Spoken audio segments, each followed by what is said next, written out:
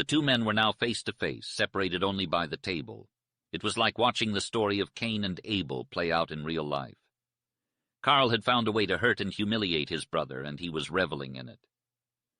"Talk about the fall of St. Anthony," he cried, his voice filled with steely joy. Anthony Fraser was a young boy who attended Sunday school and was considered too innocent and pure to even hold a girl's hand. However, his reputation was about to be shattered by a man named Carl. In a room full of gamblers, miners, and their female companions, Carl accused Anthony of being a hypocrite and a liar. He claimed that Anthony's Eve was a little greaser girl, and that Anthony was a slave to her. The room fell silent as Carl's rage grew, and Anthony saw the hatred in his eyes. Anthony was ready to fight back, but he felt a fury building up inside him that was just as powerful as Carl's hate. Carl continued to taunt Anthony, saying that the greaser girl had left him for Carl with just a snap of his fingers. He even threatened to tell Anthony's mother about the truth. But before things could escalate any further, Collishaw stepped in and stopped Anthony from using his gun. The room fell into a tense silence as everyone waited to see what would happen next.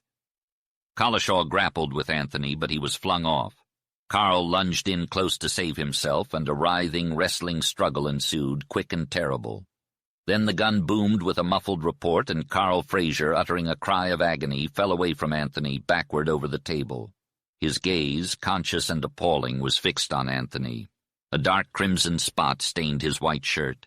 Then he lay there with fading eyes, the beauty, radiance, and hate of his face slowly shading. Collishaw leaned over him, and with a hard, grim gesture he shouted hoarsely, "Dead, by God! You'll hang for this!"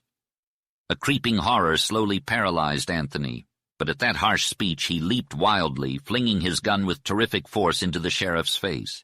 Like an upright stone dislodged, Collishaw fell. Then Anthony, bounding forward, flung aside the men obstructing his passage and fled out of the door. Terror lent wings to his feet. In a few moments he was beyond the outskirts of the camp. Even here, fierce in his energy, he bounded upward from rock to rock until he reached the steep jumble of talus where swift progress was impossible. Then, with hands and feet working in unison as if he had been an ape, he climbed steadily.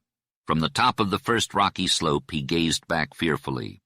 Men were pursuing him, strung out along the road of the mining camp, and among the last was a tall, black-coated, bare-headed man that Anthony took to be Collishaw. This pursuer was staggering along, flinging his arms. Anthony headed straight up the ascent. Picacho loomed to the right, a colossal buttress of red rock, wild and ragged and rugged. But the ascent that had looked so short and easy was long and steep. Every shadow was a lie, every space of slope in the sunlight hid the truth of its width. Sweat poured from his hot body. He burned. His breath came in labored bursts. A sharp pain shot through his side and spread quickly to his chest. Anthony could feel his heart pounding in his ears, the sound muffled and deep. He had reached the top of the slope, which ended abruptly at a wall of jagged rock. It took all of his strength to climb up, his hands and feet scrabbling for purchase on the almost perpendicular surface. Exhausted, he collapsed. But it was a short-lived convulsion. His willpower was strong, and his endurance had not been permanently damaged. He crawled until he could stand, and then he plodded on, determined to escape. From his vantage point on the foothill, he took stock of his surroundings and set off downhill. "They can't track me here," he muttered hoarsely, his eyes scanning the area for any sign of pursuit. "And I'll stay off the road down there." But fear and desperation soon overtook him once again, and he hurried on. He had escaped his pursuers, but he knew he couldn't let his guard down. As he made his way downhill, he moved as quickly as possible, sometimes walking rapidly, sometimes sliding and rushing, and at other times stepping carefully from rock to rock like a tightrope walker. The descent was treacherous, a slant of broken rocks that shone like they had been varnished. Anthony noticed the reddish tints of bisnagi cactus growing in the cracks between the stones. His unease grew as he realized that his pursuers could still be on his trail. He had to climb down the rocky slope, for the afternoon was almost over. No matter how much it hurt, he had to reach the road before it got dark. The rocks were sharp and uneven, and as slippery as if they had been wet. Anthony slipped right at the beginning and fell forward with both hands, right into a cactus. The pain was intense, and when he had to pull hard to free himself from the thorns, it felt like his hands had been nailed. He couldn't stop himself from moaning as he tried to pull out the thorns with his teeth, but they wouldn't budge. Blood ran in little streams, but he kept limping down the dark slope. The white road below was getting closer and closer, and it was his goal. This slope of treacherous rocks and torturing cacti was so physically exhausting that he couldn't remember anything from the past or think about the present. When Anthony finally reached the road, he fell down on a flat rock, exhausted, wet, and burning. It felt like he had been delivered from an inferno. After a while, he sat up and looked around. There was a wonderful light upon the world, the afterglow of sunset. Picacho had a crown of gold, and all the lower tips of ranges were turning purple in shadow. To the south, there was a wide gray barren that led to an endless bleak plateau, flat and dark, with dim spurs of mountains in the distance. It was desolate, lifeless, and silent, the gateway to the desert. Anthony felt a sense of awe stealing over him. The vastness of the desert seemed to be flung at him, as if nature meant to reveal to him the mystery and might of space. The marvelous light made the cacti and the rocks and the winding ranges and the bold peaks and the distances seem unreal. Anthony felt that he had overcome a great hardship, accomplished a remarkable feat, had climbed and descended a range as sharp-toothed as jagged lava. The vastness of the west had a bewildering effect on Anthony. The purple shadows in the east and the immense silence and desolation around him seemed to mock his sense of achievement. Suddenly he remembered his passion, his crime, his terror, and his flight. For the first time his intelligence was in harmony with his feelings. He lifted his face to the cool, darkening twilight. But the frowning mountains and the detachment of his surroundings made him feel even more alone. He moaned, "What will become of me? No family, no friends, no hope. Oh, Carl, my brother, his blood on my hands. He ruined my life. He's killed my soul. Damn him, he's made me a murderer." With a breaking heart, Anthony fell face down on the rock, and his cries seemed faint and lost in the vastness of the desert and sky. The darkness of twilight, the grandeur of the great peak, the mournful wail of a desert wolf, the pale evening star that pierced the purple sky, and the solitude and silence of the desert all seemed to prove nature's indifference to man and his despair. But there was a spirit that breathed out of the universe and over the immensity of the desert space, a spirit that breathed to the soul of the ruined man and bade him rise and take up his burden and go on down the naked shingles of the world. Anthony was consumed by a mix of emotions as he trudged along the desolate road. Despair, pride, and fear of death all weighed heavily on him, but he was driven forward by an unyielding desire to survive. Tears streamed down his face and sobs racked his body as he stumbled forward, hunched over like an old man. Despite his misery, he was determined to leave no trace of his passage, so he stuck to the hard, gravelly side of the road. Gradually, the instinct to survive took over, and Anthony shifted his focus to the objective task of escaping. The direction was simple enough, just keep following the pale road ahead, but he had to be careful of the objects around him. In the darkness, rocks blended in with the shadows, and cacti loomed like the tentacles of an octopus. Even the shadows themselves seemed to take on the shapes of men, horses, and wagons.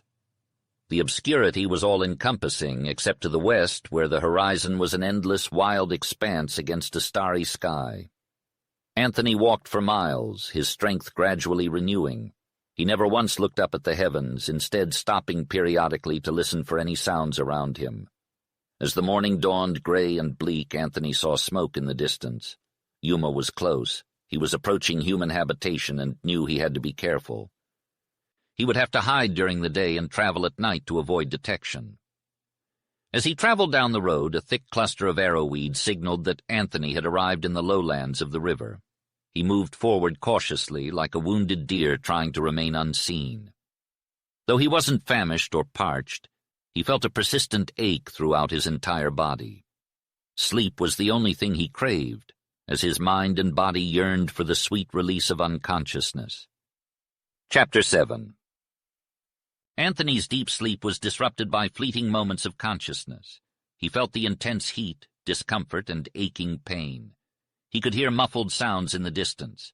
As the sun began to set, he finally awoke fully, realizing he was stiff and sore. His stomach growled with hunger, and his mouth was parched with thirst. He crawled out of the arrowweed thicket where he had been hiding and peered out onto the road. He saw no one and heard nothing that would alarm him. He knew he was a fugitive. He started walking briskly towards the lights, passing by low, dark huts where he heard unfamiliar voices, likely from the nearby Indian tribe. After about 15 minutes, he arrived at the river basin where the road sloped down towards the outskirts of Yuma. Most of the lights were on the Arizona side of the river. As he walked, he encountered both Mexicans and Indians who didn't seem to take notice of him. This gave him the confidence to continue on with them down to the ferry boat. The boat was connected to a cable overhead by ropes and pulleys.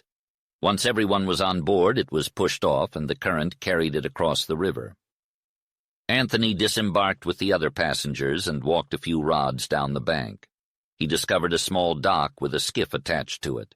He lay flat and drank his fill of the cool, albeit gritty water. After spending the night sleeping in a wagon filled with straw, Anthony woke up feeling a bit better. He washed his face and hands, which were swollen and stiff from cactus thorns. Finding a place to eat was next on his agenda, and he stumbled upon an eating house where several rough-looking white men and Mexicans were being served by a Chinaman. As Anthony ate, he formulated a plan. He needed a gun, ammunition, canteen, burro, and outfit, but he knew it would be suspicious to buy them after dark. Nevertheless, he set out to look. He walked down a wide street, dimly lit by the flare of lamps from open doors of saloons and stores.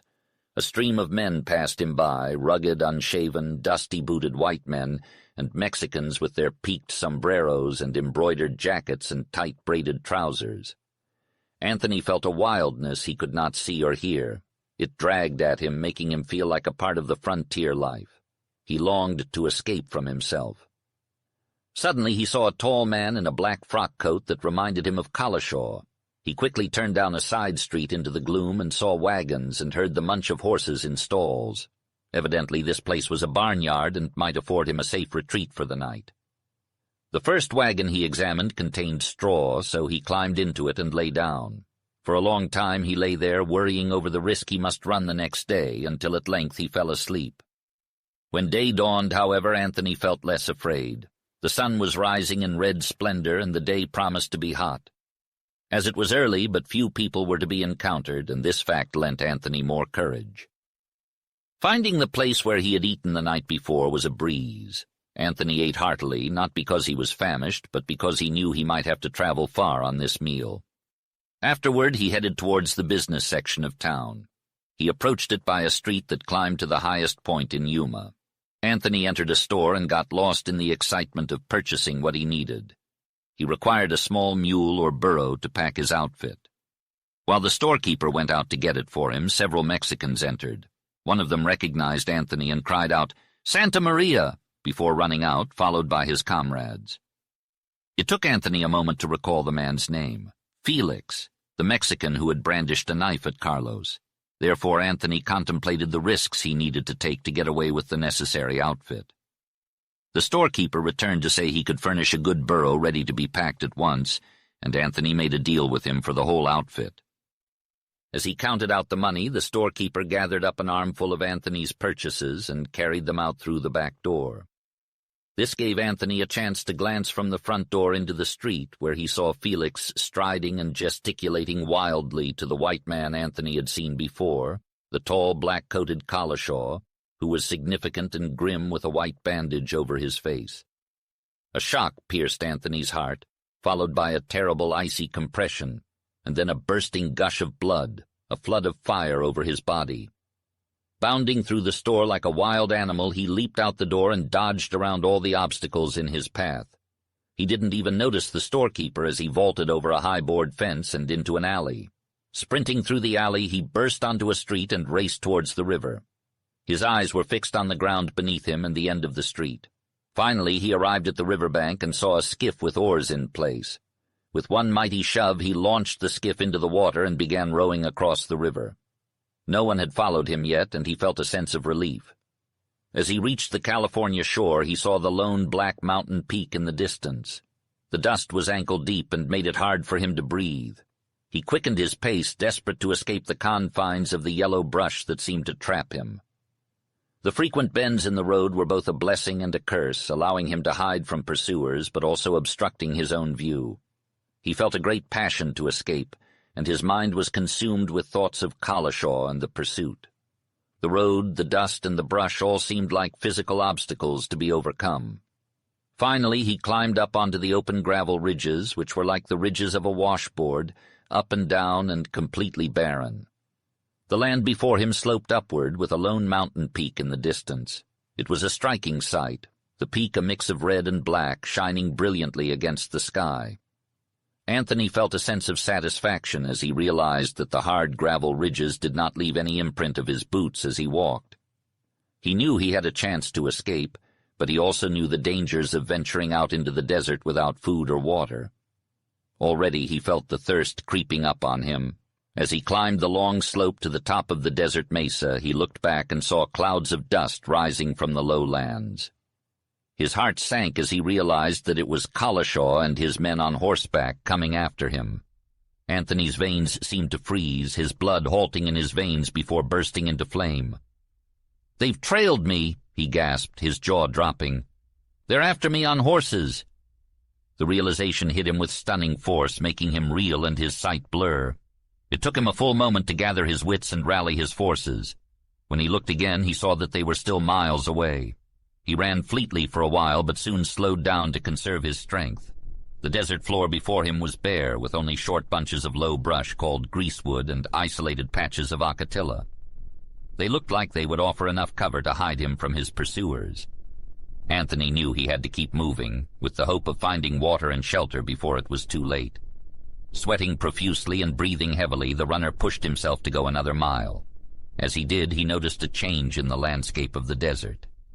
He had entered an area with plant life, and he quickly created a barrier using greasewood and ocatilla. Slowing down to catch his breath, he gazed out at the vast expanse before him. In the distance, the accumulated growths caused the landscape to appear hazy and dark. To his right, the Chocolate Mountain Range rose up and faded into the horizon. Behind him, a lone black peak stood, and to his left, a faint wavering line of white sand billowed in the distance. Anthony was puzzled by the sand until he realized that he was looking down a long, gradual slope. He could see the edge of the desert where he had come from, and he continued to jog along with fearful expectancy. He had thought that the breeze blowing in his face was caused by his running, but he soon realized that a stiff wind was blowing straight at him. The wind slowed his progress and caused little puffs of fine, invisible sand or dust to irritate his eyes. Tears flowed from his eyes, washing away the irritation. As he continued to run, Anthony began to feel a growing sense of the openness of the desert. He felt as though a door to the universe had opened up to him, and everything before him was boundless. Although he wasn't afraid of the vastness of the desert, he was aware that something intangible was weighing on his mind. The wind, the coppery sky, and the white sun all seemed to weigh heavily on him, and his feet began to feel the weight of the ground beneath him. The heat was unbearable, and Anthony's skin was dry despite the copious sweat that had been pouring down his face. He was thirsty, and his mouth was pasty and dry. He tried to swallow, but his throat was tight. He put a couple of pebbles in his mouth, which helped alleviate the sensation. As he continued on, he realized that death was chasing him relentlessly. He could see it up ahead, waiting for him. If he kept going, he would be out of reach of the river, and death from thirst would be preferable to capture. But Anthony was not ready to die. He loved life too much and wanted to cling to it fiercely. He felt strong and believed he could go far, but the sun was hotter than he had ever experienced, and it was having a strange effect on him. He was having difficulty keeping a straight line of travel, but he put it down to his instinct for zigzagging to his greasewood bush and that ocatilla plant to place them behind him. He turned toward the Chocolate Mountain and the river, which seemed close. He strained his eyesight, trying to see the river. The lines of the ridges merged into each other, and the range looked larger and farther away the more he studied it.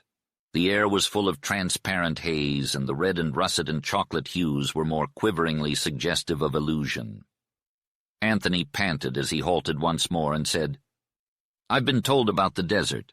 I wasn't paying much attention before, so now I can't recall the details. All I know is that it's scorching hot, and that's not good," said Anthony.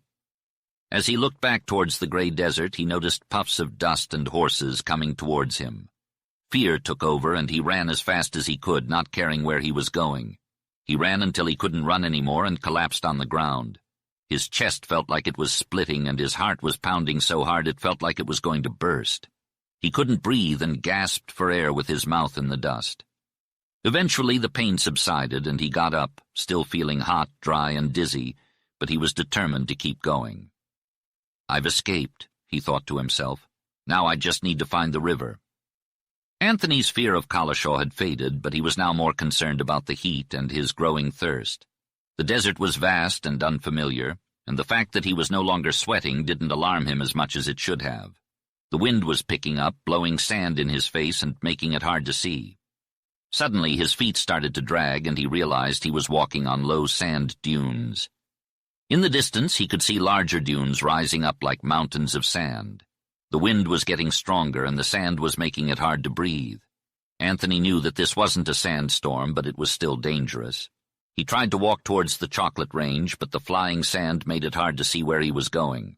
The sound of the wind was like a low, seeping, silken rustle that sometimes rose to a soft roar. Anthony thought about what he had heard about sandstorms, but he knew this wasn't one. Unknowingly, he had stumbled into the dunes' territory, and a powerful gust of wind blew up the fine sand in sheets and clouds. He knew he had to get out of there. The level desert could not be far away. He trudged on, choosing a path that intermittently revealed the mountains, but it seemed to be the wrong way. He turned around, and a stronger wind, now at his back, whipped up the sand until everything was pale yellow around him. The sand was thick and opaque, and it moaned as the sun shone through it, giving it a strange magenta hue. He couldn't rest or wait. He had to keep moving. The path led through soft, uneven sand that always dragged at his feet. Anthony soon realized that when he walked down into the hollows between the dunes, he was enveloped in flying sand that forced him to cover his mouth and eyes with his scarf, causing him to choke. But when he climbed up over a dune, the air became clearer and he could breathe easier. Instinctively he favored the ascents, and he became lost in a world of curved and sculptured sand dunes, gray and yellow through the flying mists, or steely silver under the gleaming sunlight. The wind died down and the sand settled.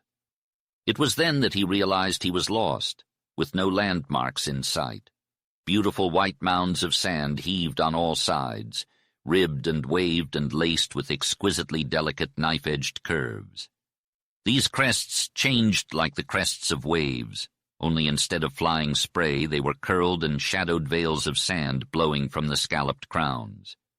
Then the wind swooped down and whipped and swept the sand in low, thick sheets on and on over the dunes, until thin rising clouds obscured the sky. Anthony climbed on, growing weaker. The heat had affected his blood strangely, and the sand had sapped his leg strength. Despite the gravity of his situation, Anthony's violent opposition had dissipated, replaced by a sense of dread and pity. He feared the instinctive reaction and physical resistance that grew within him. Singleton had warned him that men lost in the desert could die of thirst in a day, but Anthony had dismissed it as irrelevant to himself. However, he knew that without intervention, the relentless sun and sand would overpower him. So when he spotted a large depression miles away, he descended towards it, eager for the shade of the mesquites that dotted the area. Under the canopy of a thick-foliaged mesquite, he covered his face with a handkerchief, his head with his coat, and settled in to wait and rest. It was a wise move. The relief from the sun's intensity was immediate, and Anthony's splitting headache gradually subsided to a gentle boiling of blood in his brain.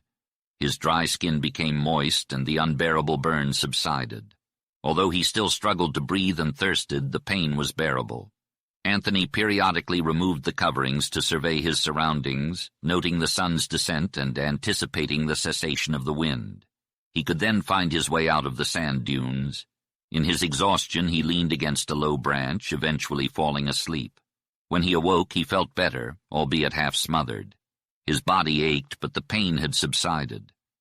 Despite the dryness of his mouth and the lingering sensation of thirst, Anthony didn't feel as parched as he thought he would. He couldn't help but recall the taste of green persimmons, which always left his throat feeling puckered. Suddenly he realized that his head was covered, and he swiftly removed the coat and handkerchief that had been shielding his eyes. As he looked around, he was struck by a surreal sight that he had never seen before. The world around him was illuminated with a silver sheen and black shadows, and the intricate patterns of streams and stars seemed to dance before his eyes. He whispered in awe, "Oh God, am I alive or dead?" His voice reassured him that he was still among the living. Night had fallen, and the moon and stars were out in full force. The sky was a deep blue, and the sand beneath his feet translated the grandeur of the heavens in a way that he had never seen before. Despite the beauty around him, Anthony couldn't help but feel oppressed by the silence. He stumbled forward, his gait at first unsteady and halting, but eventually settling into a rhythm. The cold desert air was refreshing, and he would have been doing well if it weren't for the nagging thirst. An inexplicable sense of direction led him to face east, and he followed this instinct, walking for what seemed like hours over the moonlit sand. Eventually he climbed a high dune and saw the dark, flat floor of the desert. In the distance he spotted a range of black mountains that he thought he recognized. Sweeping his gaze southward, he saw a lone mountain that he knew marked the gateway to the desert. He was sure that the river lay to the east, and he had the entire night to travel. Anthony gazed out over the vast expanse of silver sand dunes before him. Even in his weakened condition, the sight stirred something deep within him. The moon hung low in the sky, casting an ethereal glow over the desert landscape. It was a desolate wasteland, full of mystery and loneliness. Anthony couldn't help but feel a sense of inexplicable sadness wash over him. He felt as though he and the desert were one and the same. It was strange, but he didn't want to leave. He didn't yearn for life, but for peace. And peace was what he found in the solitude of the sands. As the gray light of dawn slowly crept over the horizon, Anthony found himself many miles closer to the mountains. But the distance was still great, and his fear began to return. The eastern sky began to take on a rosy hue, the color reflected on the distant peaks. The sunrise brought with it a wondrous transformation of the desert, as the Lord of Day claimed his empire. The sun's rays painted the landscape with a vivid red, turning the desert into a blazing inferno. Anthony took a moment to marvel at the glory of the sunrise, but quickly realized the gravity of his situation. The sun's heat was already beginning to take its toll on his burnt skin. "Gotta reach the river soon," he muttered to himself, "or it'll be too late." He trudged on, the sun climbing higher and higher in the sky. The desert vegetation began to increase as he drew nearer to the river. Anthony trudged on, his breaths ragged as he pushed through the thorns and paid no mind to the rough terrain. He felt a shift in his spirit, a subtle change that he couldn't quite understand. His courage dwindled as fear crept in, and his will and intelligence gave way to his senses. He felt an urgency to move faster, even though reason told him it was unwise. He stumbled along, feeling the oppressive heat rising from the sandy ground and the weight of the scorching sun bearing down on him. His skin dried up and began to shrivel, the pain now coming from the burn of his flesh. He felt as though his blood was drying up, and a stinging sensation pulsed through his face and neck. His clothes and boots were on fire, but he pushed forward. He panted and whistled, the thirst becoming unbearable as his tongue swelled and his throat constricted. Finally, he reached the base of a low rocky ridge that had been taunting him for miles. He was certain that the river lay beyond it, and the hope propelled him upward. He climbed halfway up and rested, taking in the endless view of the desert. Then his tired brain jolted awake with a final shock. As he gazed out into the distance, he saw nothing but miles and miles of barren, green-gray land, with waves of sand and towering rocks. The heat haze distorted the view, making it seem like a cruel joke. This was a world meant for no one, a world that had been left to rot in the sun. Anthony climbed to the top of the ridge, hoping to get a better view of the landscape.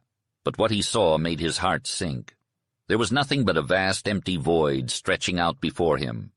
He strained his eyes, hoping to see something, anything, but there was nothing to be seen. Where was the river? He had been counting on it for his survival, but there was no sign of it anywhere. He felt like God had abandoned him, leaving him to die in the desert. The rocks beneath him were like hot plates, burning his skin. He tried to stand up, but his legs wouldn't hold him. He stumbled and fell, rolling down the slope until he came to a stop on the level ground below. He had to find water, had to drink and bathe in its cool embrace. He thought of the Rio Colorado, that strange red river that was beloved by all who wandered the desert. The memory of it filled him with hope, and he stumbled forward, driven by the thought of water. He thought of all the streams and rivers and lakes he had known, each one a precious memory that gave him strength. And he knew that he had to keep moving, had to keep searching for the water that would save his life. The memories flooded back for Anthony, memories of his childhood spent by the brook near his old home. The clear green water was full of bright minnows and gold-sided sunfish, flowing swiftly under the willow banks where violets hid by mossy stones. The brook also tarried in deep dark pools under shelving banks, green and verdant and sweet-smelling. The ferns used to bend over in graceful tribute, and the lilies float white and gold, with great green-backed frogs asleep upon the broad leaves.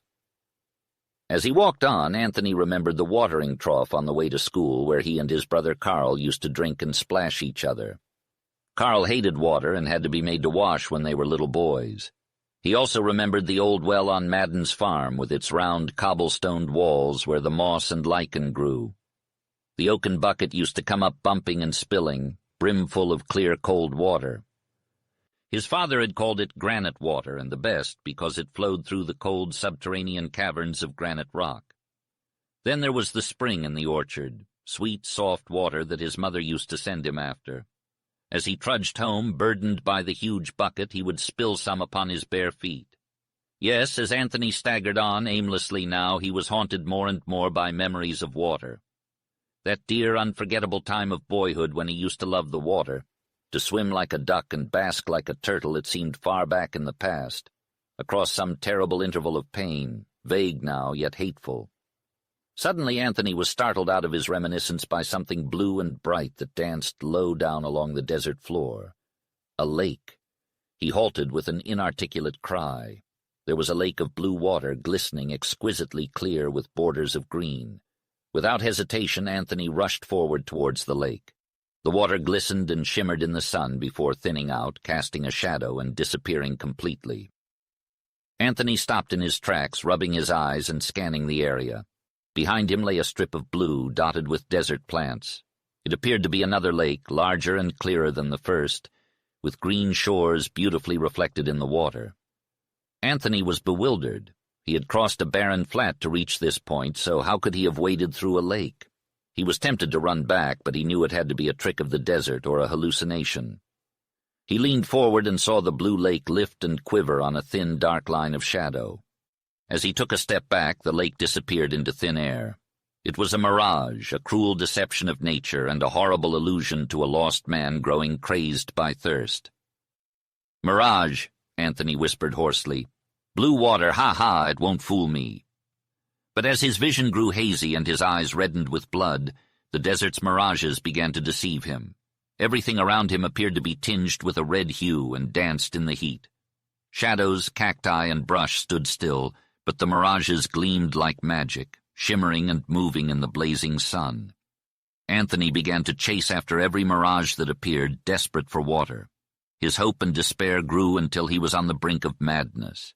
As he stumbled towards the pond with its green borders and the crystal blue lake, already imagining the refreshing taste of the water, he began to hear the melodious sounds of raindrops falling, brooks gurgling, waves lapping against the shore, rapids roaring, gentle river currents flowing, and the sweet tinkling and babbling of water.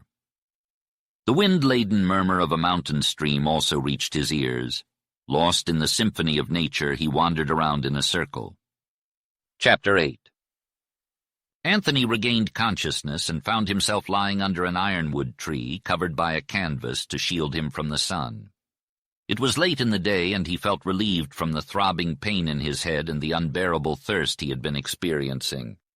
He noticed a man's voice in the distance speaking to some burros, and he struggled to sit up and take a look around.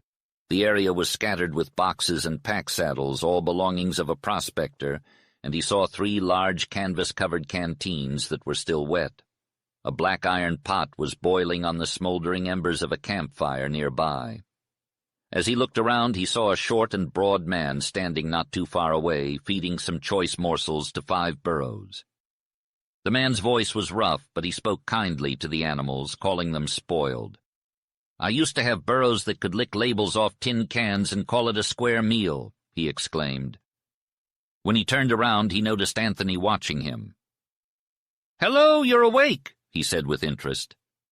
Anthony was taken aback by the appearance of the man, who was no taller than 5.5 feet, but was incredibly broad and brawny. He was not overweight, but his sheer strength was evident from his physique. The man's clothes were ragged and dusty, patched together like a crazy quilt. His head was massive, with shaggy hair just starting to show signs of gray. His broad face was darkly tanned, resembling that of an Indian, with a scant grizzled beard covering the lower half. His eyes, big and dark, rolled like those of an ox. His expression was one of unyielding tranquility, as if made of bronze. A husky whisper broke the silence. "Where am I? Who are you?" The man replied, "Young man, my name is Dismucus. You're 90 miles from anywhere and alive, which is more than I'd bet on yesterday." Anthony's memory was jolted by the words. Out there, the desert was sweltering in the spent heat of the setting sun. Slowly he lay back on the blanket and bundle that had been placed under him. Dismukes sat down on one of the hide-covered boxes, his great eyes fixed on Anthony. "Am I all right?" whispered Anthony. "Yes, but it was a close shave," replied Dismukes. "You said something about yesterday. Tell me." Dismukes fumbled in his patched vest and pulled out a stumpy pipe. He used his little finger to press down the tobacco into the bowl, as his other fingers were too large.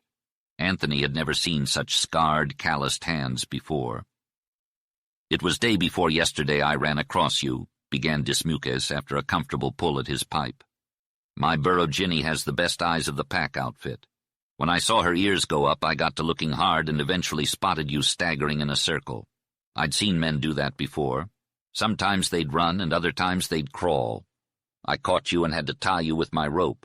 You were out of your head and looked all dried up with a black tongue hanging out." "I thought you were a goner," I said, pouring a canteen of water over his head before carrying him to a spot with wood and water. Despite not making a sound, I knew he was desperate for water. I gave him spoonfuls of water and drenched him with a canteen every so often. I stayed up with him all night and he recovered slowly. Yesterday I wouldn't have bet on him making it, but today he's doing better. I got him to eat some soft food, and he'll probably be all right soon. He'll be weak, though. He's incredibly thin. I'm curious about how much he weighed before.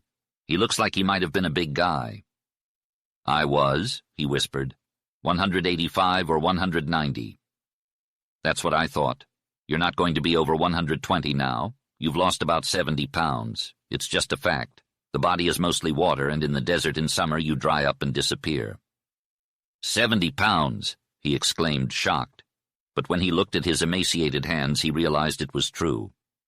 "I must be skin and bones." "Mostly bones, but they're long and heavy. If you ever put any flesh on them, you'll be a big guy. I'm glad they're not going to rot away on the desert like so many others I've seen in the past 10 years. "You saved my life?" he suddenly asked. "Without a doubt," I replied. "Another hour and you would have been a goner." Thank you," he whispered, his voice choked with emotion. Dismukes looked at him strangely. "What's your name?" he asked. Anthony hesitated, knowing he could never reveal his true identity. The name Reagan had given him sprang to his lips. "Wansfell," he said. Dismukes looked away, clearly sensing that Anthony had lied. "Well, it don't matter what a man calls himself in this country," he said. "Everyone and everything needs a name." "You're a prospector?" asked Anthony. "Yes, but I'm more of a miner. I search for gold. I don't waste time trying to sell claims. Years ago, I set out to find a fortune in gold. My limit was $500,000. I've already got a third of it in banks and hidden away safe." "When you get your fortune, what then?" inquired Anthony with thrilling curiosity. "I'll enjoy life. I have no ties, no people. Then I'll see the world," replied the prospector in a deep and sonorous voice. A wonderful passion radiated from him. Anthony saw a quiver run over the huge frame. This Dismukes evidently was as extraordinary in character as in appearance. Anthony felt the man's strangeness, his intelligence, and the inflexible will and fiery spirit. Yet all at once Anthony felt an emotion of pity that he could not understand. How strange men were. At this point the prospector was compelled to drive the burros out of camp. Then he attended to his cooking over the fire and presently brought a bowl of steaming food to Anthony. "Eat this slow with a spoon," he said gruffly. Never forget that a man starved for grub or water can kill himself quick. During Anthony's long drawn-out meal, the sun set and the mantle of heat seemed to move away for the coming of shadows. Anthony found that his weakness was greater than he had supposed, rendering the effort of sitting up one he was glad to end. He lay back on the blankets, wanting to think over his situation rather than fall asleep, but he found himself very drowsy, and his mind vaguely wandered until it was a blank. Upon awakening, he saw the first gray of dawn arch the sky. He felt much better, almost like his old self, except for the strange sensation of lightness he felt whenever he lifted his hand. Dismukes was already up and about, and the burros were still standing a few yards from the camp, as if they hadn't moved at all during the night. Anthony got up and stretched his limbs, relieved to find that he seemed to be completely fine again, except for a little dizziness. Dismukes was pleased to see that Anthony was feeling better. "Good," he exclaimed. "You're strong enough to ride a burro today, but it's going to be hot, just like yesterday. It might be best not to risk traveling." "How do you know it's going to be as hot as yesterday?" asked Anthony. "I can tell by the feel and smell of the air, and especially by that dull, lead-colored haze you see over the mountains," replied Dismukes. Although Anthony thought the air was cool and fresh, he did notice the dull haze over the mountains. Farther to the east, where the sunrise was creating a magnificent glow, the haze wasn't visible. Dismukes' suggestion of riding a burro made Anthony uneasy. This kind-hearted prospector intended to take him to his destination, but that was impossible. Anthony had come to the desert to hide, and the desert must keep him hidden, whether he was alive or dead. His old, tumultuous emotions began to stir within him. He felt grateful toward Dismukes for not asking too many questions, and that made him want to share some of his story. But he was hesitant to open up about it. He helped Dismukes with breakfast and some other tasks, trying to avoid the inevitable as long as possible. The day grew hotter and hotter until life was almost unbearable for both men and animals in the shade of the big ironwood tree. Anthony slept for a few hours, then woke up feeling stronger and more alert. Dismukes allowed him to eat heartily at their next meal. As Dismukes and Anthony sat by the campfire, smoking and enjoying the quiet of the desert night, something unexpected occurred. "Wansfell, you ain't coming with me to Yuma tomorrow," Dismukes said calmly. Anthony was taken aback and dropped his head. No, thank you, I won't. I can't go," he replied, his voice trembling with agitation. The sound of his own voice only made it worse. "Boy, tell me or not, it's up to you. But I'm a man you can trust," Dismukes assured him. The kindness and sincerity in Dismukes' words broke down the last of Anthony's walls. "I can't go," he began. "I'm an outcast. I have to hide in the desert." He covered his face with his hands, ashamed. "Is that why you came to the desert?" Dismukes asked gently. Yes, Anthony replied, barely audible. "But boy, you came without anything, no canteen, no food, no burro, no gun. In all my years on the desert, I never seen the like. You're lucky to be alive.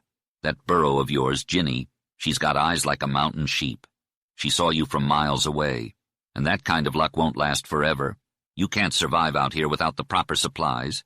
How did you end up here all alone?" Dismukes inquired. "No time, I had to run," Anthony gasped. "What did you do? Don't be afraid to tell me. The desert is a place for secrets, and it's a lonely place where a man learns to read the souls of others. You're not evil. But never mind. Just tell me without wasting any more words. Maybe I can help you," Dismukes offered. "No one can help me," Anthony cried. "That's not true," Dismukes said firmly. "Someone can help you, and maybe it's me." Anthony broke down completely at this point.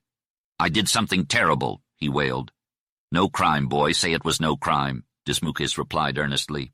"Oh my God, yes, it was a crime," sobbed Anthony, shuddering. "But man, I swear, horrible as it was, I'm innocent, I swear that. Believe me, I was driven by wrongs, by hate, by taunts. If I'd stood them longer, I would have been a white-livered coward. But I was driven and half drunk." Well, exclaimed Dismukes, shaking his shaggy head. "It's bad. But I believe you, and you needn't tell me any more. Life is hell. I was young once, and now you've got to hide away from men to live in the desert, to be one of us wanderers of the wastelands?" "Yes, I must hide, and I need to live, to suffer, to atone." "Boy, do you believe in God?" asked the prospector. "I don't know, I think so. replied Anthony, lifting his head and striving for composure. My mother was religious, but my father was not. Well, well, if you believed in God, your case would not be hopeless. But some men, a few out of the many wanderers, find God out here in these wilds. Maybe you will. Can you tell me what you think you want to do? Oh, to go alone into the loneliest place, to live there for years forever, replied Anthony with passion. Alone, that is my way. And I understand how you feel, what you need. Are you going to hunt gold? No, no. Have you any money? Yes, more than I'll ever need. I'd like to throw it all away or give it to you, but it was my mother's, and I promised her I'd not squander it, that I'd try to save. Boy, never mind, and I don't want your money, interrupted Dismukes, and don't do any fool trick with it. You'll need it to buy outfits. You can always trust Indians to go to the freighting posts for you, but never let any white men in this desert know you got money. That's a tough comparison, and it's fair, said Anthony bitterly. I'm already sick of how much men love money, and now I have to figure out how to back up all my bragging, reflected Dismukes. I'll only need 2 days' worth of food to get to Yuma. There's a reliable water source there. I can give you one of my canteens and Ginny, the burro that saved your life. She's tricky, but a damn good burro. And if I make enough bread, I can spare my oven. All in all, I think I can outfit you well enough for you to reach a canyon to the west where some friendly Indians live. You can stay with them until the hot weather passes. No danger of any white men coming across you there. But you can't give me all your supplies, protested Anthony. I'm not, corrected Dismukes. It's just the food and one burro. Isn't it risky to only have 2 days' worth of rations? Asked Anthony. Wansfell, every move you make in this desert is a risk, replied Dismukes seriously. Learn that now, but I'm confident. Only accidents or unforeseen circumstances ever make risks for me now. I'm what they call a desert rat. You're very kind to help a stranger like this, choked up Anthony. Boy, I don't call this help, declared Dismukes. This is just doing for a man as I'd want done for me. When I talked about help, I meant something else. What? God knows I need it. I'll be grateful. I'll do as you say, replied Anthony, feeling a strange thrill. You're still just a boy, even if you're bigger than most men. You've got the mind of a boy. It's a damn shame you have to play this hiding game, lamented Dismukes. Overcome with emotion, the prospector stood up and emptied his pipe before pacing back and forth in the limited shade provided by the ironwood tree. The man's unbreakable spirit shone through in every step he took and in the way he carried himself. He turned to Anthony, and his large, powerful eyes burned with intensity. Wansfell, if you were a man, I wouldn't feel the way I do. But you're just a youngster. You haven't had the best of luck, and for you, I can break my rule. I'll do it if you're serious. I've never talked about the desert, about its secrets, what it's taught me. But I'll tell you what the desert is. It can be your salvation. To be a wanderer of the wasteland is to be strong, free, and happy if you're honest, and if you're big enough for it. Dismukes, I swear I'm honest, and I'll be big by God, or I'll die trying, declared Anthony passionately. The prospector gave Anthony a long, steady stare, a gaze that seemed to read his soul. Wansfell, if you can live on the desert, you'll grow like it, he said solemnly, as if he were giving a blessing. Anthony sensed that Dismukes had many secrets to share about this wondrous wasteland. However, the prospector wasn't ready to talk further at that moment. He resumed his short walk to and fro, lost in thought. Anthony realized that Dismukes looked almost as ridiculous as his burros, but at the same time his presence conveyed a profound sadness. Years of loneliness weighed heavily on the broad-bowed shoulders of this desert man. In a moment of gratitude, Anthony knew that this image of Dismukes plodding along would remain etched in his mind forever. It was a symbol of the inherent goodness in human nature.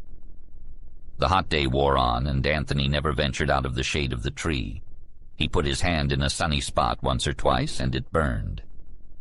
The night fell upon the desert, bringing with it a heavy silence that enveloped everything. The stars shone bright in the sky, casting an ethereal glow upon the landscape. Dismukes sat down next to Anthony, his eyes intense and devoid of his usual pipe.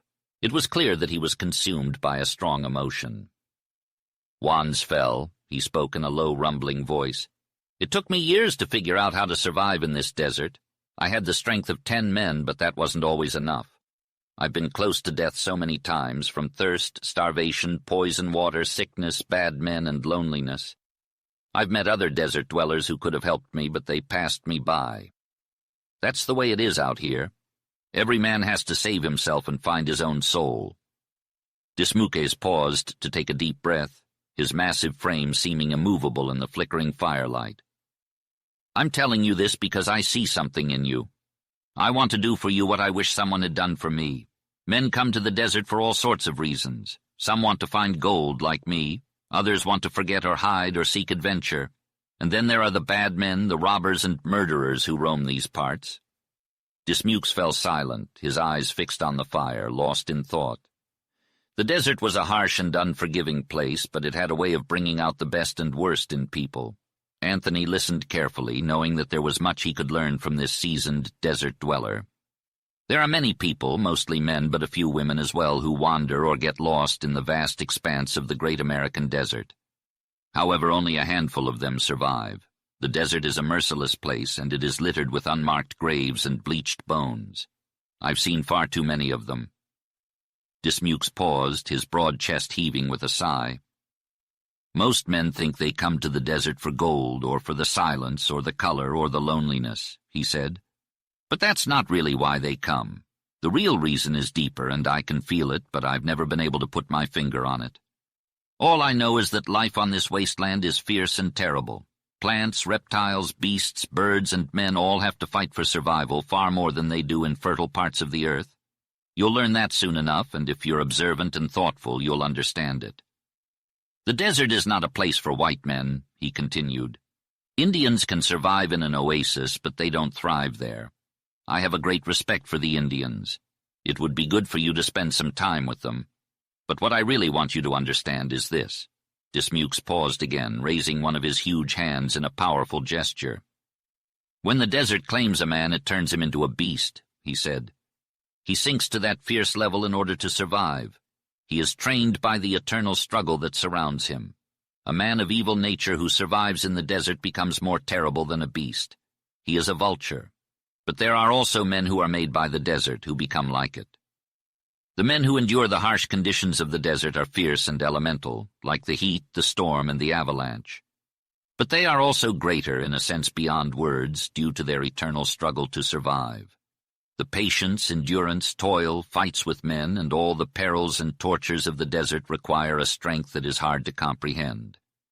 However, I have met a few of these men, and they embody the divinity of God on earth. They have not let the harsh conditions of the desert kill their souls, but have kept their spirits stronger than their bodies. Though I have studied the desert for years, I have never been able to attain their level of strength. I tell you this, Wansfeld, because it may be your salvation. Do not give up to the desert or its minions. Fight to live, and make that fight for your mind and soul. Remember the past and use it to save your mind, applying it to all that faces you in the desert." Dismukes rose from his seat and made a sweeping gesture symbolizing the vast expanse of the desert. "My hope in all this talk is to do for you what I would have wanted done for me. If you fight and think together like a man, meaning to repent of your sins out in the loneliness and silence, you will find God." With those words, Dismukes abruptly left the campfire and strode off into the darkness. The sonorous roll of his last words seemed to linger on the quiet air. Every one of his intense words had been etched into Anthony's sensitive mind in characters and meanings never to be forgotten. Dismukes had found eager and fertile soil for the planting of the seeds of his toil-earned philosophy. The effect on Anthony was profound, and it wrought upon his emotions so much that the black and hateful consciousness which had returned to haunt him was but a shadow of his thought. Anthony stared out into the night where Dismukes had vanished. Something great had happened. Was Dismukes a fanatic, a religious wanderer of the wasteland who imagined he had found in Anthony an apt pupil, or who had preached a sermon because the opportunity presented? No, the prospector had the faith to give out his lesson of life on the desert. His motive was the same as when he had risked much to follow Anthony, staggering blindly across the hot sands to his death. And as Anthony felt the mounting passion of conviction, of gratitude, his stirred mind suddenly burst into a radiant and scintillating inspiration of resolve to be the man Dismukes had described, to fight and to think and to remember as no one had ever done before on the desert. It was all that seemed left for him, repentance, expiation. true to himself at last, despite a horrible and fatal blunder. "Oh, Carl, Carl, my brother," he cried, shuddering at the whisper of that name. "Wherever you are in spirit, hear me. I'll rise above all the wrongs, hate, and revenge that I have been harboring. I will remember our boyhood and how much I loved you. I know that I have committed a crime, but I will atone for it. I will never forget what I have done, and I will fight and think to save my soul and pray for yours as well. Please hear me out and forgive me, even though you were the one who drove me out into the wastelands." Chapter 9. Anthony waited for Dismukes to return, but he never did. Eventually Anthony gave in to his drowsiness and fell asleep. The next morning Dismukes woke Anthony up with his call. The sun had already risen, and the land was colorful with the morning light. Anthony was hungry and wanted to eat, but Dismukes warned him not to eat too much. Dismukes began to teach Anthony about burrows. He explained that burrows were the most important part of their outfit. Without them, the desert would still be an unknown place to white men. Burrows were lazy and lop-eared creatures, but they were essential in the desert. Most burrows were the same and would hang around camp, hoping for a scrap of food. They would eat anything except for greasewood and loved bacon paper. Dismukes even had a burrow that ate his overalls. Burrows were content in desolate places and rarely got homesick. They were not very responsive to affection and could endure great abuse. They were always patient and easy to catch if they knew you. Young burrows were easily broken and could follow others, but they needed to be driven. I've only ever known one type of animal that I could lead, and let me tell you, they're quite exceptional. These creatures have an incredible endurance, never stumbling or falling, and they can survive on practically nothing. When you set them free, they'll nibble around for a bit, then suddenly stop and stand like statues for hours on end, lost in their own prehistoric thoughts. In the morning, when you start your journey, these animals are full of energy and easy to guide. But as the day wears on and they become tired, they start to play tricks. They'll lie down, roll over on their pack, knock against rocks and trees, and sometimes even tangle their packs together. When a burrow is about to lie down, it humps its back and wriggles its tail.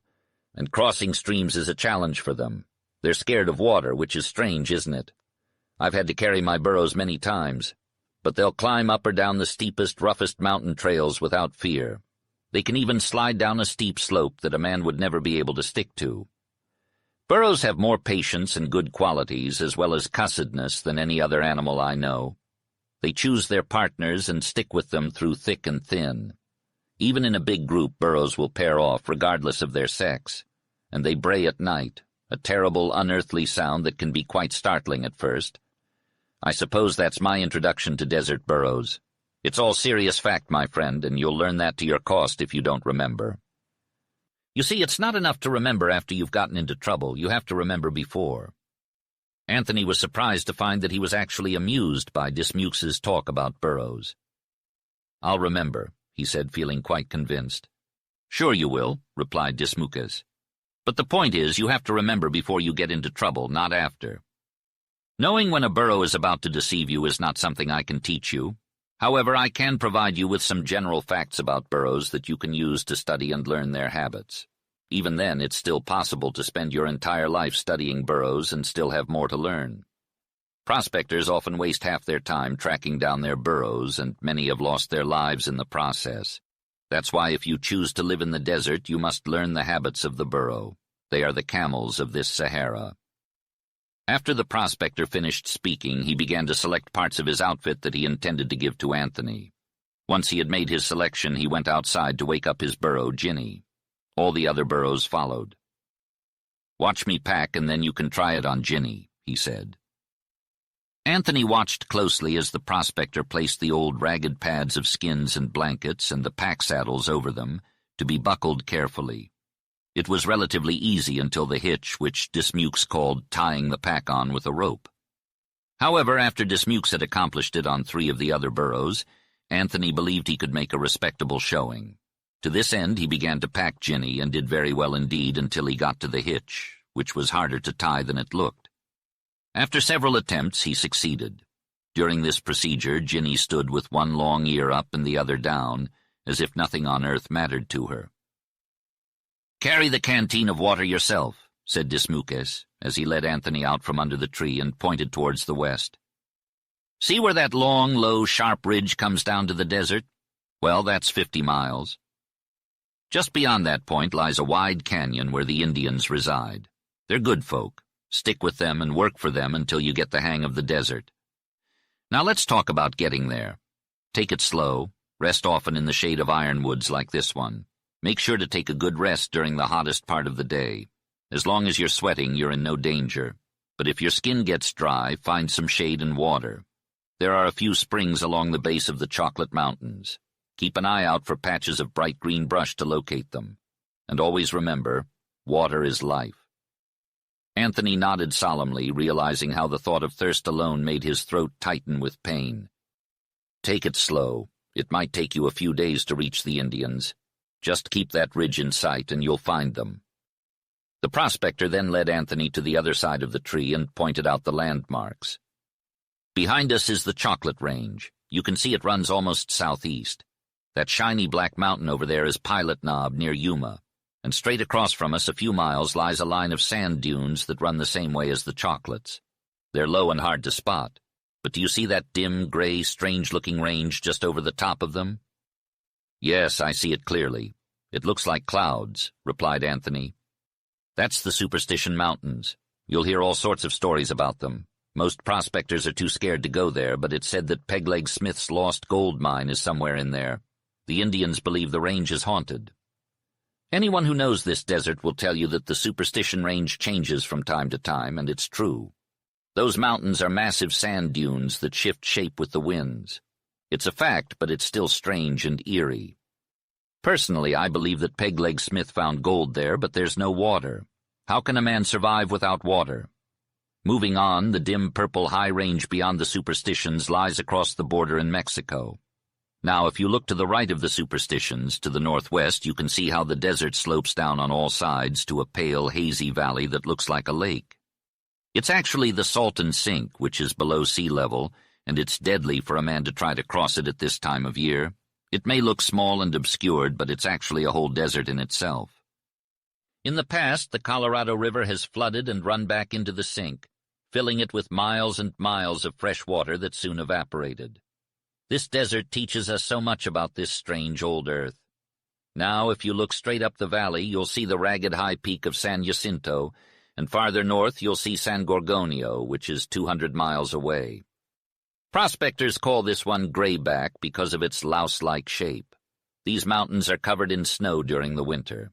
Beyond them lies the Mojave Desert, which is an immense wasteland that hides Death Valley and its iron-walled mountains.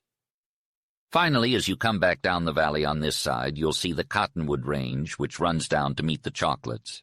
There's a break in the range, and even farther down there's a break in the Chocolate Range, and that's where your canyon comes out. Someday you'll have to climb the pass to reach the top of the Chuckwalla Mountains. From there you'll see the Mojave to the north and the Colorado to the east, with nothing but stark, naked desert in between.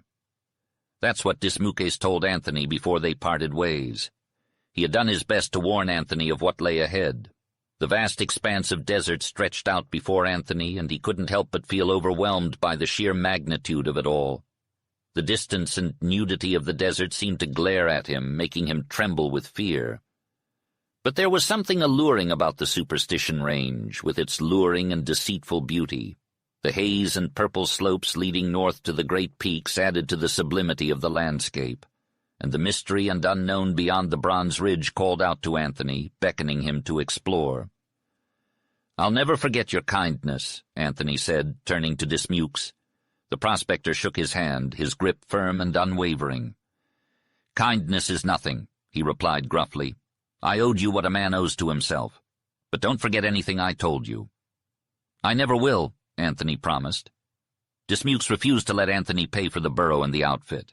He named a small sum, which Anthony eagerly paid. As Dismukes rode off with his burros, he bid Anthony farewell. "Good luck and goodbye," he said. "Don't forget." "Goodbye," Anthony replied, unable to say more. As he watched Dismukes disappear into the distance, he knew that he was on his own in this vast and unforgiving desert. The group moved forward with their packs bouncing and swaying. Dismukes' strides were impressive, showcasing his unyielding strength and manliness. Yet there was something comical about his powerful movements and his squat stature. He never looked back as Anthony urged Ginny to head westward. The morning was still young, and the sunrise cast a beautiful rosy hue across the range's bronze slopes. The ocatilla flowers shone red here and there. The desert appeared to be a gradually ascending floor of gravel, with ironwood, mesquite, and the occasional cactus sparsely scattered around. Anthony couldn't spot any living creatures among the cacti. The day didn't seem too hot, but the rising heat veils indicated otherwise. Anthony felt excited as he was finally on the move with the necessary gear and a chance to elude his pursuers. The prospect of a challenging yet incredible existence lay ahead of him. It wasn't until he felt his steps dragging that he realized he was weak. Resting under a tree's shade, he let Ginny graze on the scant brush before continuing on his journey with frequent breaks. When the heat became unbearable, Anthony was forced to stop until the afternoon. He packed up and started walking again, heading westward directly. Soon enough he saw a dense patch of green brush that signaled a water hole. The sight was energizing, but the water source was still far away. Anthony walked until he was exhausted, resting many times before finally reaching the oasis. Finding water and grass was like discovering a treasure trove. Anthony unpacked Ginny and let her roam free, though he wasn't entirely sure she would stay put.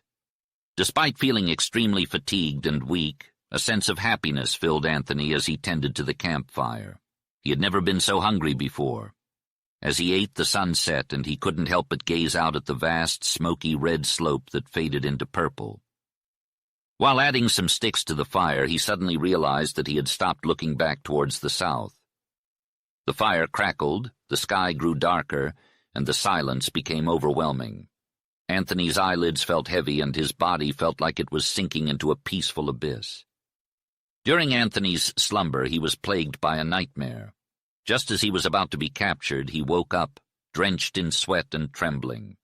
He frantically looked around in fear and saw the dark desert night surrounding him. It was late, and a distorted moon hung low over the horizon. Anthony could see the black mountain wall above him, and the shadowy gloom filling the canyon where he lay. He listened intently, but only heard the silence of the grave. He had only been dreaming. Feeling relieved, he lay back down and closed his eyes, finding comfort in his solitude. Dawn broke, and Anthony woke up feeling stronger and more alert.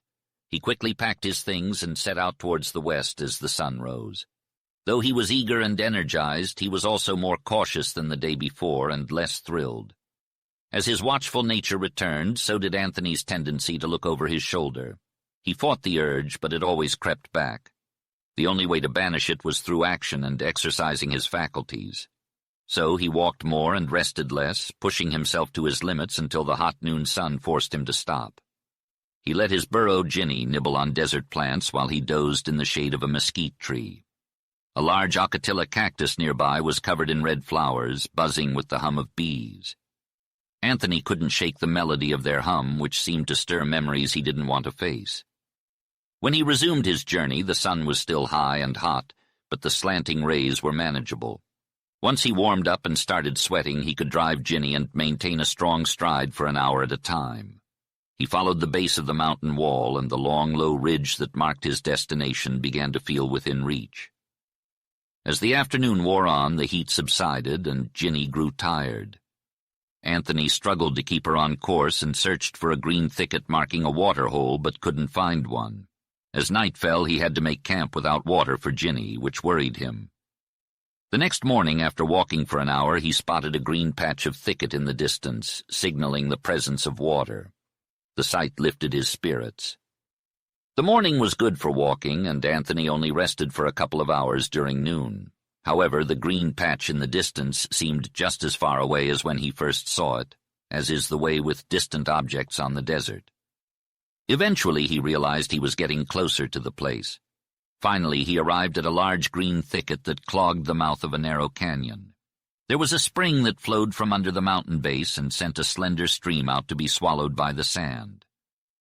Before unpacking his belongings, Anthony gave Ginny a drink.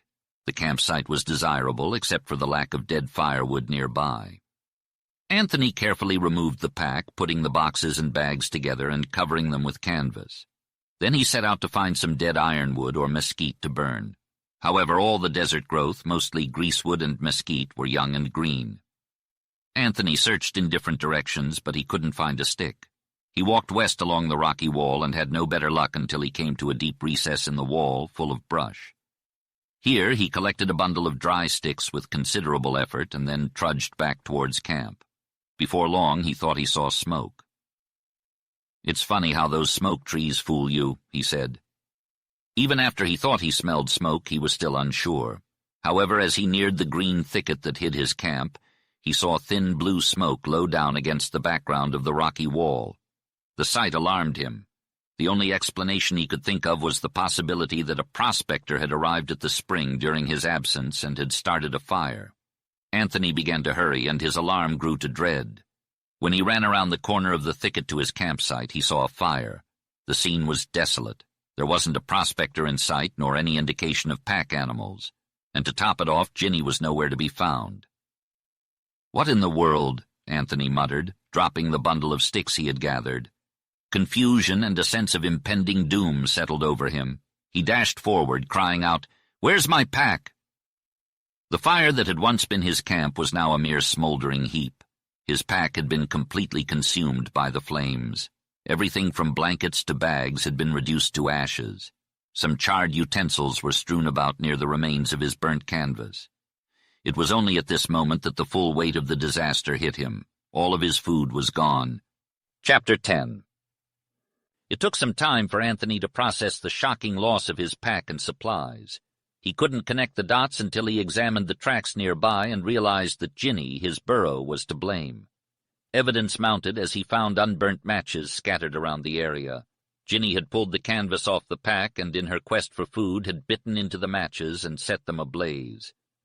Anthony lamented his lack of foresight, recalling the advice of Dismukes. The shock of the loss overwhelmed him, and he collapsed to the ground, consumed by despair. He wanted to give up and die, but something inside him wouldn't let him. He felt a fierce determination to survive, and this inner strength lifted him up, forcing him to wipe away his tears. "Why can't I curse my luck like a man and figure out what to do next?" he asked himself. Ginny, the culprit, had already fled the scene. As the sun began to set, Anthony felt his hope of finding the burro slipping away. He knew he had to make a decision, and quickly. "I'll head to the Indian camp," he said firmly. He wasted no time in setting out, opting to walk in the cool of the night and keep close to the mountain wall to avoid getting lost. Despite his weariness, Anthony's spirits lifted as he gathered up all the unburnt matches from the camp scene and secured his partially consumed bag of salt. He also made sure to grab his canteen from beside the spring. As the hours passed, Anthony's exhaustion grew, and he found himself taking short, frequent rests instead of long ones. The stars above seemed to move westward, and he watched as many of them disappeared behind the dark mountain slope. Despite his best efforts to stay awake, Anthony's eyes would close involuntarily, and he would walk into thorny mesquite bushes, causing him pain. The eerie moon rose late, casting a pale light over the desert. Anthony walked all night, and when dawn broke, he felt a moment of exhilaration as he saw familiar landmarks. The long ridge of mountains stretched out before him, and as he rounded a sharp corner, he saw a deep-mouthed canyon filled with palms and other green trees. He could see a white stream bed and what looked like palm-thatched huts. "I made it. This is the Indian canyon where Dismukes told me to stay," he said, proud of his achievement. As he trudged through the barren desert, Anthony's spirits were low. But as he caught a glimpse of what he thought were habitations, a glimmer of hope sparked within him. The green canyon mouth appeared to be an oasis, hidden from plain sight by a long, low ridge that had to be rounded to be seen. With renewed energy, Anthony began his descent down the canyon slope, which was long and rough towards the bottom. As he reached the wide bed of white boulders, he noticed a tiny stream of water trickling through, slightly alkaline as he judged from the white stain on the margin of sand. Following the stream bed, he made his way up into the zone of green growths and plodded on for about a mile, hoping to reach the yellow thatch of palms. Exhausted, he wondered if he would ever make it. Finally, he reached a well-defined trail leading up out of the stream bed, which he followed to a level flat covered with willows and cottonwoods, all full-foliaged and luxuriantly green. Stately palms towered over them, swaddled in huge straw sheaths of their own making with lofty tufted crowns. The dust in the trail showed no imprints of feet, which Anthony found strange. He realized that he might be far from the camp or village that had looked so close from the slope above. Suddenly he emerged from the green covert into an open glade that contained palm-thatched huts. Anthony's heart leaped with joy, but it was short-lived as he quickly realized that the huts were deserted. Hurriedly he scoured the huts in search of any signs of life. Inside he discovered clay water jars, broken pieces of pottery, and beds made of palm leaves. Lizards rustled through the beds, but the Indians were nowhere to be found. "Gone, gone," he whispered in despair. "Now I'll starve to death." Despite his exhaustion, there was a note of indifference in his voice. His eyes refused to stay open, and he fell into a deep sleep. When he woke up, he felt stiff and sore. His stomach growled with hunger, and his feet were badly blistered. He limped down to the stream to quench his thirst and bathe his face. Removing his boots, he decided to go barefoot to give his blisters a chance to heal. He knew that his only chance of survival was to wait for the Indians to return. There was water and greenery in the oasis, and it was a haven for animals and birds. "I must eat," he thought to himself. Anthony carefully examined the trails, looking for any signs of recent activity. He found faint footprints on a trail leading towards the mountain, but the recent rain had mostly erased them. He lost the trail on the smooth rock slope, but he found many tracks of living creatures along the sandbars of the stream. From cat tracks to delicate bird tracks, he realized that the desert was home to many living things. The realization that he was stranded in the wilderness with no food or shelter sent a jolt of fear through Anthony. But soon the challenge of survival sparked something in him. He returned to the open clearing and began to use every ounce of his creativity to come up with ways to catch food. Armed with a knife, a pair of leather boot strings, arrowweed sticks, an ironwood bow, strips of bark, and sharp bits of flint, Anthony set to work. As a young boy, he had been skilled at constructing figure-4 traps. He marveled at how his memory served him so accurately, recalling the traps he had built for his brother Carl. Anthony's nimble fingers moved with the same dexterity as in his youth as he worked tirelessly to create traps and snares to catch game.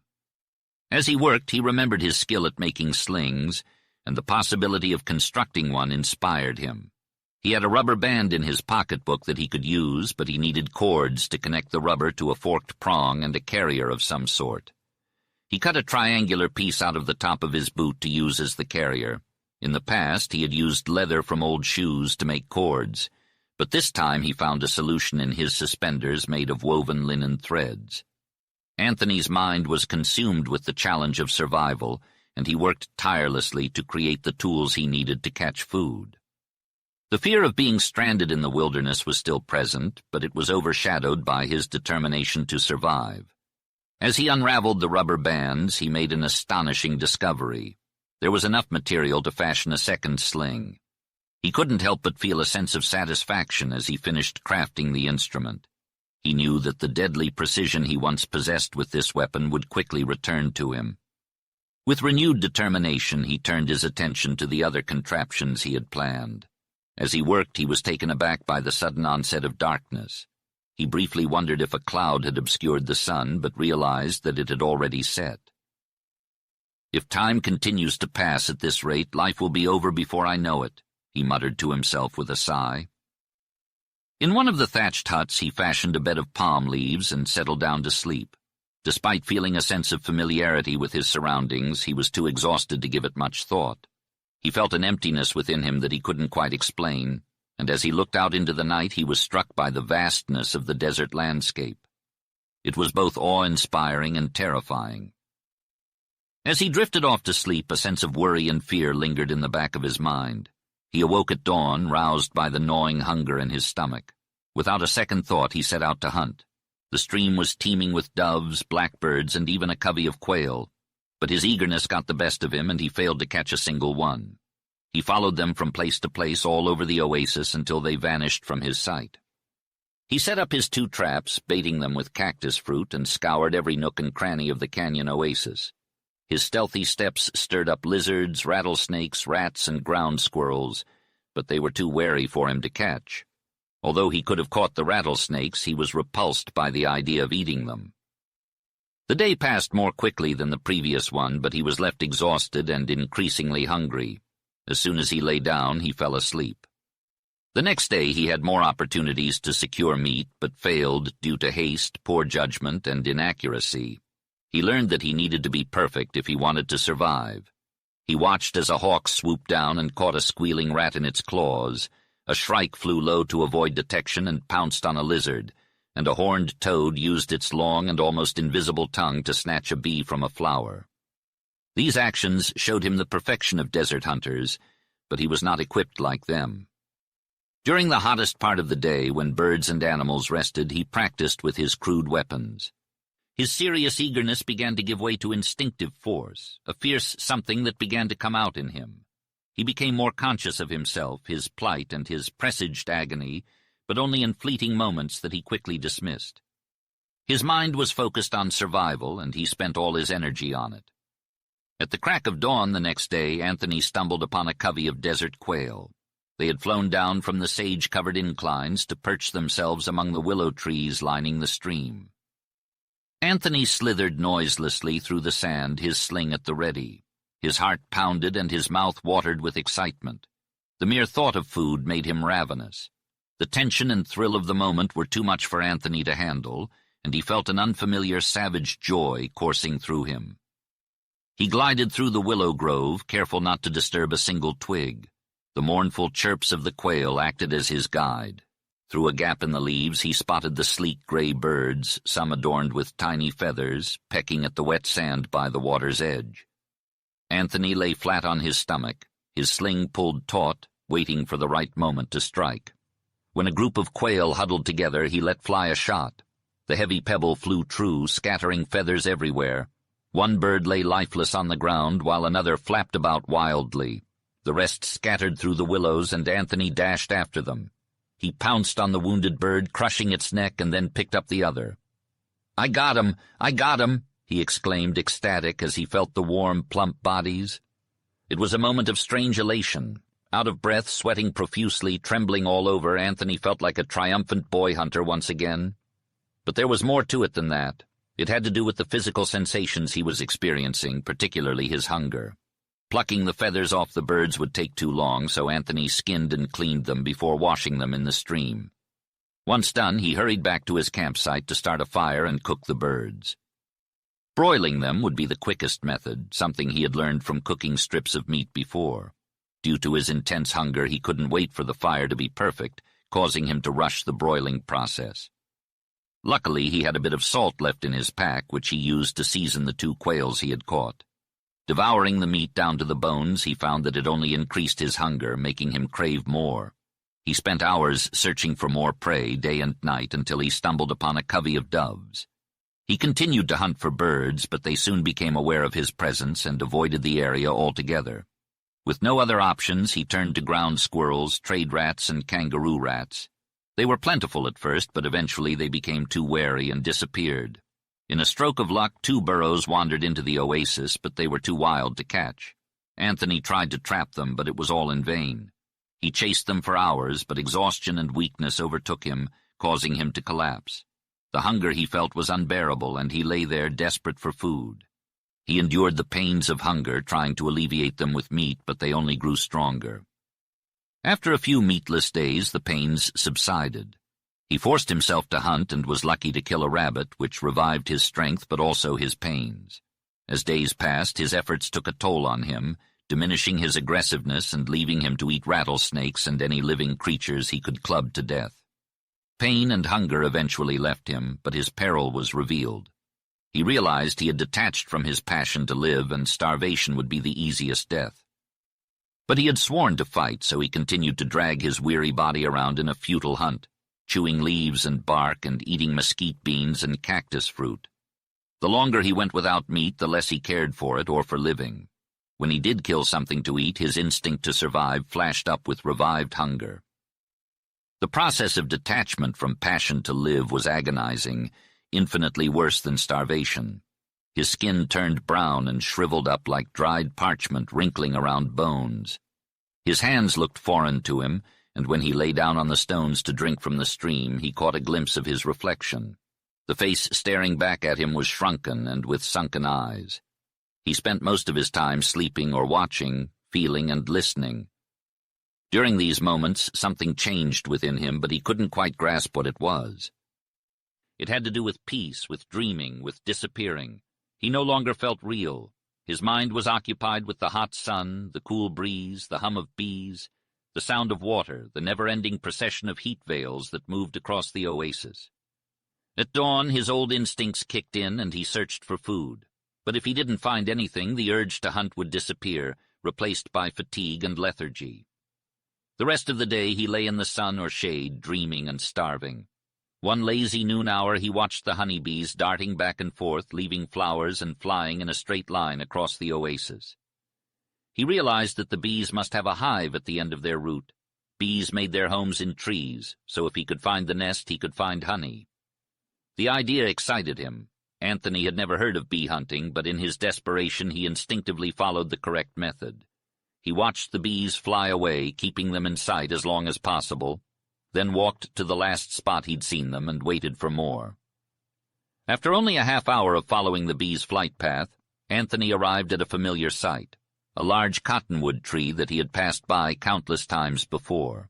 It was dead, with a hollow chamber at both the top and bottom.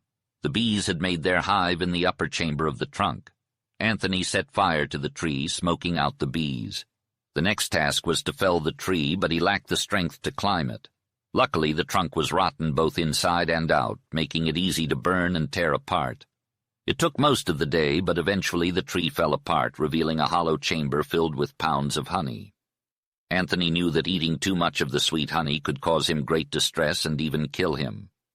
However, the temptation was too much to resist, and he ate more than he should have. He stored the rest of the honey away in olass left behind by the Indians.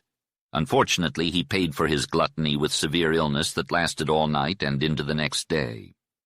His internal organs had to work hard to process the honey, causing convulsions and retching that left him rolling on the ground in agony. But he managed to recover, slowly gaining strength once more. However, the oasis that had once been teeming with life was now barren, leaving Anthony with little hope. Despite this, his spirit refused to die, even in his moments of self-pity. His physical body had long given up, but his soul remained undefeated. The man's moods were unpredictable and ever-changing. He knew that the sight of an animal could instantly transform him into a savage predator. For days on end he scanned the mountain slope, searching for any signs of the Indians who had left tracks there. He held on to the hope that they might return and save him, although he tried to suppress this feeling. When he was first imprisoned, he had prayed for help, but he had long since given up on that. The desert had become his prison, and he was trapped there with his memories. Every moment and every hour was etched into his mind, the endless hunts and the fleeting moments of rest. Even the memories of yesterday seemed distant and painful. At night he slept the sleep of exhaustion, but the days were endless and silent, dominated by the blazing sun. The desert seemed to stretch out into infinity, beyond time and life. The rocks, sand, and dust were all part of this endless expanse, and the man was nothing in comparison. He was at the mercy of nature and its ruthless laws. Despite this, he found that the human body required very little to survive. He survived on the honey he had gathered, but when it was gone, hunger consumed him with a fierce intensity. The man had gone without food for days, his hunger gnawing at him with increasing intensity. He had been grateful for the numbness that came with starvation, but a sudden windfall of food had revived his appetite and brought him agony. He was driven to hunt, becoming a stalking specter with a keen eye that not even an insect could escape. The terrors of hunger magnified, and the pain of eating while starving was unbearable. It felt as though a serpent with teeth of fire was tearing at his vitals. He tightened his belt until he could squeeze his waist in his long, skinny hands so that his fingers met. Whenever his pains began to subside, a rat, a stray bird, a lizard, or a scaly little sidewinder rattlesnake would fall to his cunning, as if in mockery of the death that ever eluded him. The next day, the old starving pains would convulse his bowels again. He was driven to wander up and down the beaten trails of the oasis, a gaunt and ever gaunter shadow of a man. He was sure he would fall and die soon, to be sun-dried and blown away like powdered leather on the desert wind. His agonies measured the inhospitableness and inevitableness of the wasteland. Every thought he had was connected to his torture or his physical being in its fight for existence. In the desert oasis there were living things, creatures grown too wary for him now, and willows, cacti, and sages that had conquered over the barrenness of the desert. On his brain was etched the fact that no power to fight was so great and unquenchable as that of man's. He lived on, he staggered on through the solemn, glaring days. One morning, huge columnar clouds, white as fleece with dark gray shades along their lower borders, blotted out the sun. How strangely they shaded the high lights. Usually, when clouds formed on the desert, they lodged around the peaks and hung there. The promise of rain loomed in the distance, casting a sense of hope across the wasteland. A cool breeze rustled the leaves as Anthony dragged his tired feet through the oasis. His ears strained for any unusual sounds, but all he heard was the mocking silence of the desert. Memories of sounds haunted him, and he rarely heard his own voice anymore. He searched with the eyes of a ferret, scanning every inch of his surroundings. Suddenly a distant whistle pierced the air, halting him in his tracks. It sounded like a horse's neigh, but he had heard the brays of wild burros before. As he strained to listen, he only heard the muffled thumping of his own heart. His hopes began to fade, another cruel trick of his memory. Or perhaps it was just the wind or an eagle's cry. Pushing through the willows, he emerged from the thicket and saw the stream flowing ahead. It was barely a trickle, but he was about to kneel and drink from his usual spot when a loud buzzing sound caught his attention. It was alive and startling. His gaze fell on a massive rattlesnake coiled in the sand, its rattles quivering like the wings of a hummingbird. The snake had just shed its skin and now glistened with a clean gray color and black markings. It showed no fear, its sleek head raised above its plump coils with deadly jewel-like eyes. Anthony's hopeless huntress instinct was electrified, and he began to tremble with excitement. The sling wasn't going to cut it against such a massive snake. Anthony's eyes darted back and forth, trying to keep sight of the serpent while also searching for a suitable weapon. The sudden rush of adrenaline sent his heart racing, and his skin began to glisten with sweat. He knew he couldn't let this opportunity slip away. The meat from this snake could last him for weeks. But the thought of losing it made his stomach churn with dread. With his eyes locked on the snake, he reached down and grabbed a hefty rock. He aimed carefully and hurled it with all his might, striking the snake and drawing blood. But the snake wasn't finished yet. It lunged at Anthony, its massive body writhing in pain. The smell of blood filled the air, and Anthony felt himself slipping into a primal state. He wanted nothing more than to tackle the snake and rip it apart with his bare hands. But he knew that wasn't the answer. Instead, he searched desperately for a club. Spotting one by the stream, he raced to grab it. But in that moment, the snake had gained ground. Anthony tried to catch up, but his body was weak and slow. He managed to turn the snake around, but his aim with the stones was off. He could feel his energy draining, and he knew he needed to act fast. "Club! Club! I need a club!" he gasped hoarsely. Finally, he grabbed the club and charged forward, determined to take down the snake and claim his prize. Anthony rushed back, swinging a club at the snake. His tall, thin frame bent forward as he moved, causing him to stumble and fall halfway across the stream. Quickly getting up, he managed to prevent the snake from escaping under some brush. Anthony swung the club again, but the snake was difficult to hit as it crawled between the stones. To his dismay, the club was made of rotten wood and broke upon impact. With the blunt end, Anthony managed to strike the snake and slow its progress. Letting out a hoarse yell, he was consumed by the instinct to kill and survive. The chase had transformed him, and he was starving for fresh meat. The action infuriated him, and the odor of blood maddened him. He was close to seizing the deadly serpent in his bare hands when he tripped and fell again. He landed on the sand, almost on top of the snake, which coiled itself just 2 feet from his face. Anthony tried to rise on his hands, but his strength had left him. The fear of being struck by the rattlesnake paralyzed him. He had a fleeting thought of the justice of it, admiring the beauty and magnificent spirit of the reptile of the desert. But then horror possessed him, and he froze in terror. His intelligence had failed him, leaving him a fearful animal fascinated by another and dreading death by instinct. As he crumpled to the ground, his body giving out, the rattlesnake struck him square in the face with a fierce, searing bite. Anthony's world went black as he lost consciousness.